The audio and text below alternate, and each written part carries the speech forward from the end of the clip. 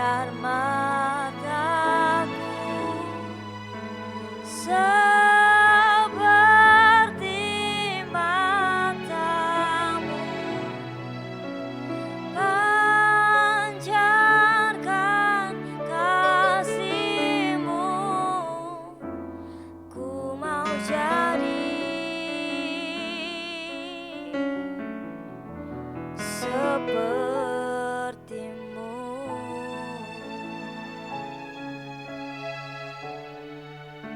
Oh Bapa, Kau setia, takkan meninggalkan, dan ku percaya Engkau milikku dan ku milik-Mu. Kerinduanku tinggikan nama-Mu, karena ku tahu Engkau dalamku dan ku dalam-Mu. Ubah hatiku seperti hati-Mu, setulus salib-Mu, kasih-Mu, Tuhan.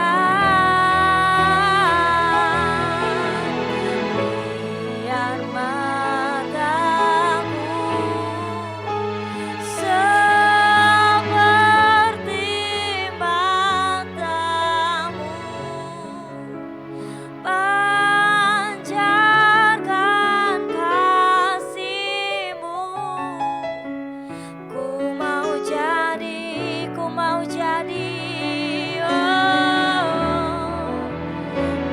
mau jadi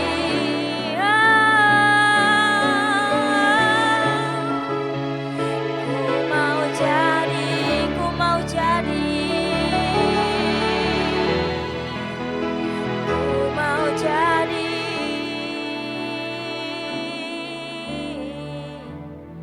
seperti-Mu.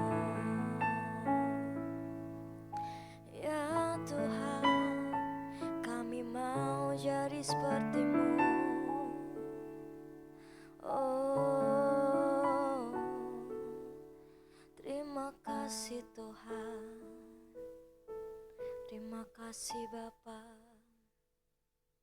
Kita satukan hati kita berdoa. Terima kasih Tuhan untuk penyertaan-Mu. Kami mau mendengarkan Tuhan sedikit renungan pada hari ini. Kiranya Engkau membuka hati pikiran kami Tuhan, agar renungan ini dapat merema dalam kehidupan kami. Kami siap Tuhan mendengarkan. Di dalam nama Tuhan Yesus kami berdoa. Haleluya. Amin. Shalom Bapak Ibu, saudara kekasih dalam nama Tuhan, bertemu kembali dalam intim dengan Allah. Renungan kita Kamis 29 Juni 2023 bertema ciri-ciri orang yang diselamatkan Tuhan. Bacaan diambil pada kitab 1 Raja-Raja 22 dan kitab 2 Tawarik pasal 18. Fokus kita pada 1 Raja-Raja 22 ayat 43. Saya baca untuk Bapak Ibu. Ia hidup mengikuti jejak Asa ayahnya.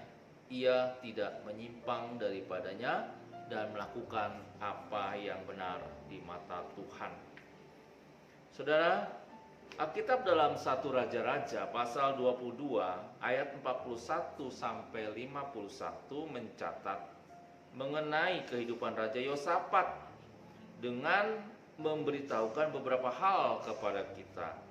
yaitu kesalehan Yosafat yang mengikuti jejak Asa. Baik Asa maupun Yosafat menyembah Tuhan dan tidak jatuh ke dalam penyembahan berhala. Itu adalah ciri-ciri orang yang diselamatkan Tuhan. Dia juga menjauhkan para pelacur bakti di ayat yang ke-47, yaitu pelacur yang bekerja di kuil berhala. Berhala-berhala seperti Asyera atau Anat menuntut para penyembahnya untuk berhubungan seks ketika datang ke kuil. Semua ini dihancurkan oleh Asa, dan sisa-sisa penyembahan yang masih ada dihabiskan sama sekali oleh Yosafat.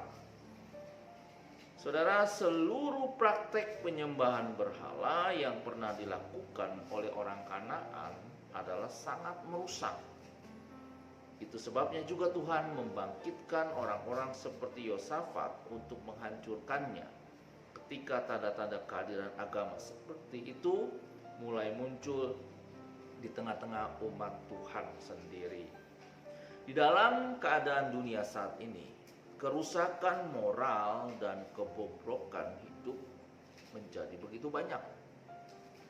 Kerusakan total yang ada dalam diri manusia akan makin membuat segala potensi keberdosaannya muncul jika tidak ada yang menahan. Tugas umat Tuhanlah yang menahannya. Umat Tuhan yang menunjukkan hidup yang lebih baik menjadi suara hati nurani bagi masyarakat dan menjadi pendoa syafaat bagi dunia.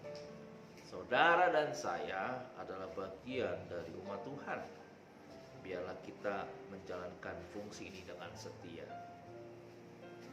Saudara, bagian selanjutnya menceritakan bahwa Tuhan memberikan kekuatan kepada Yosafat untuk menaklukkan Edom.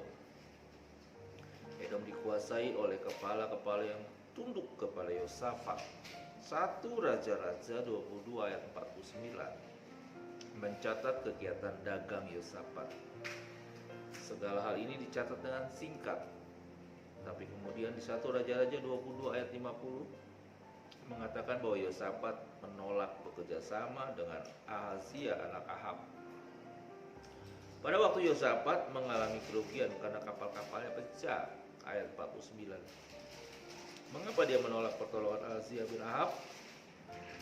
Karena justru kerjasama dengan Ahazia lah penyebab kegagalan itu.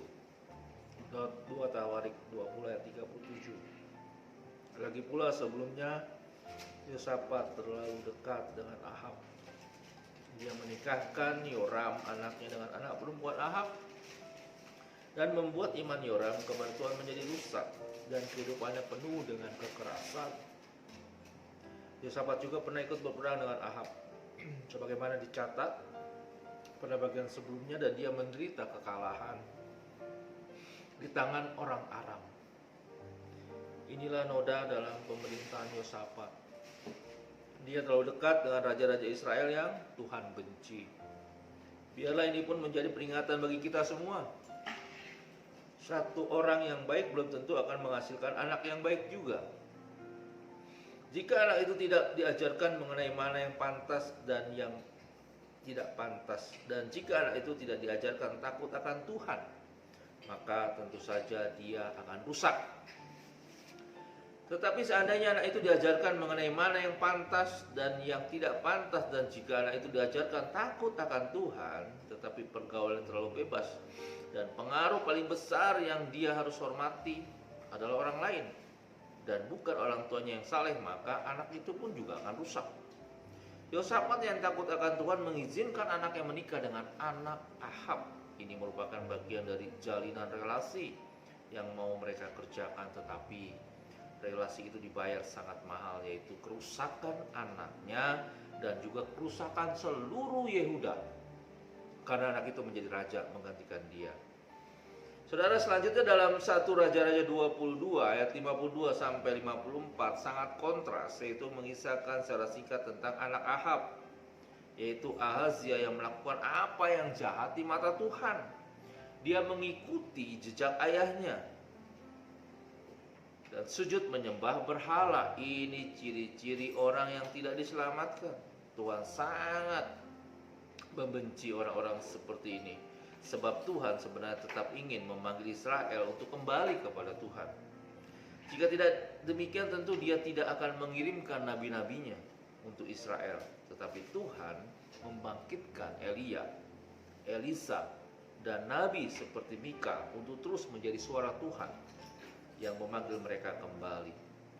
Setelah periode Ahab bertata selesai, maka keturunannya diharapkan dapat membawa perubahan yang baik bagi Israel. Tetapi ternyata tidak. Usai pemerintahan Ahazia itu pendek, hanya 2 tahun saja. Setelah itu dia mendapatkan kecelakaan yang akhirnya menyebabkan kematian bagi dia. 2 Raja-Raja 1 ayat 2 dan ayat 17. Pada bagian ini di mana Ahazia diangkat menjadi raja, Alkitab mencatat bahwa dia hidup menurut kelakuan ayah dan ibunya yang merusak. Membuat kita berpikir tentang satu hal, yaitu betapa mudahnya dosa dan kejemaran menularkan pengaruhnya. Tetapi tentu sulit untuk kesalehan, ibadah yang sejati dan takut akan Tuhan menyebarkan pengaruhnya. Yosafat mempunyai anak yang dipengaruhi oleh kejahatan Ahab. Mengapa bukan anak Ahab yang dipengaruhi oleh iman Yosafat? Dunia yang telah jatuh ke dalam dosa akan sangat cocok menerima keberdosaan dan kefasikan. Tetapi pengaruh dari terang, kebenaran dan takut akan Tuhan sangat sulit menembus keberdosaan dunia ini. Hanya kalau Tuhan membangkitkan orang-orang yang kudus, yang saleh, hanya kalau Dia beranugerah, barulah ada orang-orang yang mempertahankan hidup yang benar di hadapan Tuhan. Refleksi, ciri-ciri orang yang diselamatkan Tuhan adalah tidak menyimpang dari ajaran Tuhan dan membangkitkan orang-orang setia walaupun dalam jumlah yang sedikit. Mari kita berdoa. Bapa Surgawi, terima kasih untuk hari ini. Kalau Tuhan sudah pimpin pembacaan firman Tuhan dan renungan hari ini, di mana ciri-ciri orang yang diselamatkan Tuhan adalah orang yang bergantung kepada Tuhan, menyembahnya Tuhan saja dan menjauhkan berhala-berhala sepanjang hidupnya. Demikian juga dengan kehidupan kami.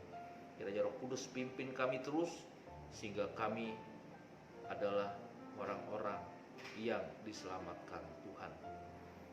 Doa kami hari ini, kalau Tuhan sudah menyelamatkan kami, kiranya Tuhan juga yang menuntun kami untuk kami menyelamatkan banyak orang.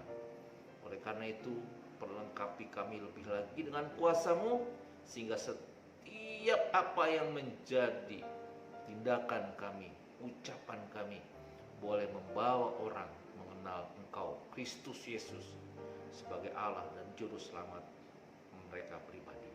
Terima kasih Bapa. Kami mulai hari kami, hari yang penuh dengan kemenangan bersama Allah. Di dalam nama Yesus, kami sudah berdoa dan bersyukur. Amin.